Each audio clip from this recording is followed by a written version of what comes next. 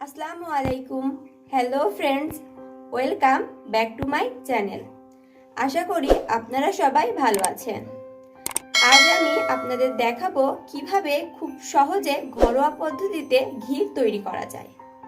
এর জন্য আমি দুধের সর নিয়েছি 500 গ্রাম। এখানে এই দুধের সরগুলো কিন্তু অনেকটাই মোটা, তো এই দুধের সরগুলো মিহি করার জন্য আমি এগুলো ব্লেন্ডারে ব্লেন্ড করে নিব। আর এই দুধের সর কিভাবে তৈরি করতে হয় তা আমি আপনাদের পরের ভিডিওতে দেখিয়ে দেব। আমি খুব ভালোভাবে ব্লেন্ডারে ব্লেন্ড করে নিয়েছি। এখন একটি পাত্রে ঢেলে নেব।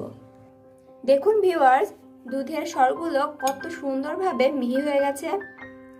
আর এই দুধের সরটা যত ভালো করে মিহি হবে, ঘি কিন্তু ততই ভালো হবে। আপনারা চাইলে শিলপাটা কিংবা হাতের সাহায্যে এই দুধের সরগুলো মিহি করে নিতে পারেন। আপনারা যদি চান তবে এই দুধের সর দিয়ে ফ্রেশ ক্রিম কিংবা মাখনও তৈরি করতে পারবেন। এবার এই সরের ভেতরে দিয়ে দিচ্ছি ফ্রিজের ঠান্ডা পানি। অবশ্যই এখানে ফ্রিজের ঠান্ডা পানি অ্যাড করতে হবে। ঘি তৈরি করার জন্য দুধের সরটা কিন্তু একদমই পারফেক্ট হয়েছে। দেখুন কি সুন্দরভাবে উপরে ভেসে উঠছে। এখন আমি এই সরগুলো একটি কড়াইয়ে তুলে নিব। সরগুলো অবশ্যই খুব ভালোভাবে পানি থেকে তুলে নিতে হবে। পানি যেন একটু এই সরের ভেতরে না থাকে।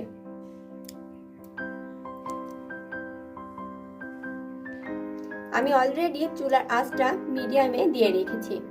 দেখুন ভিউয়ার্স, ঘি কিন্তু ছাড়তে শুরু করে দিয়েছে।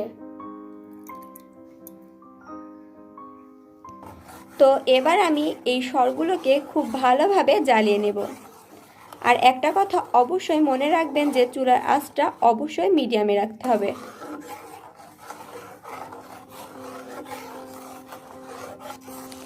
এই দুধের সর কিন্তু অবিরাম নেড়ে যেতে হবে, না নাড়লে নিচে লেগে যেতে পারে, আর ঘি কিন্তু তাহলে ভালো হবে না।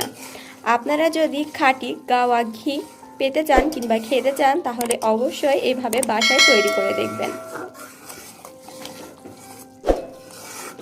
আর আমি আপনাদের অবশ্যই এর পরের ভিডিওতে দেখিয়ে দেব কিভাবে দুধ থেকে মোটা সর তুলতে হয়।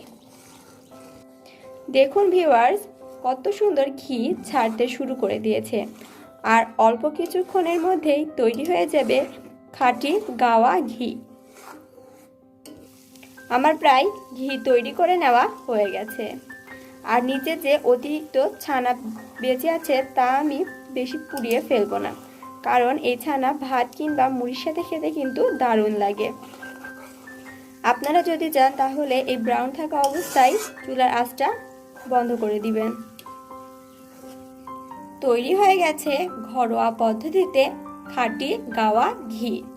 তো আমি এই ঘিগুলো হালকা ঠান্ডা করে তারপর একটি বাটিতে ঢেলে নিব। ঘিগুলো আমি ঠান্ডা করে নিয়েছি। এবার একটি ছাঁকনির সাহায্যে এই ঘি ঢেলে নিচ্ছি।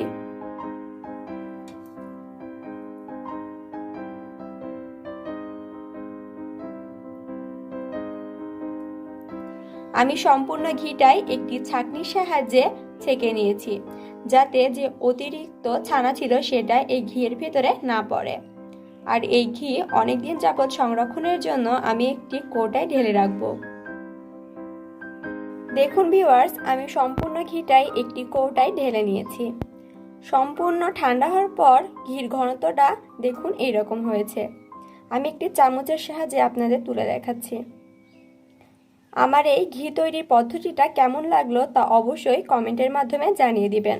ভালো লাগলে অবশ্যই একটি লাইক করবেন। আর যারা যারা আমাদের চ্যানেলটি এখনও সাবস্ক্রাইব করেনি, প্লিজ আমাদের চ্যানেলটি সাবস্ক্রাইব করে আমাদের পাশেই থাকবেন। আজকের মতো বিদায়। আল্লাহ হাফেজ।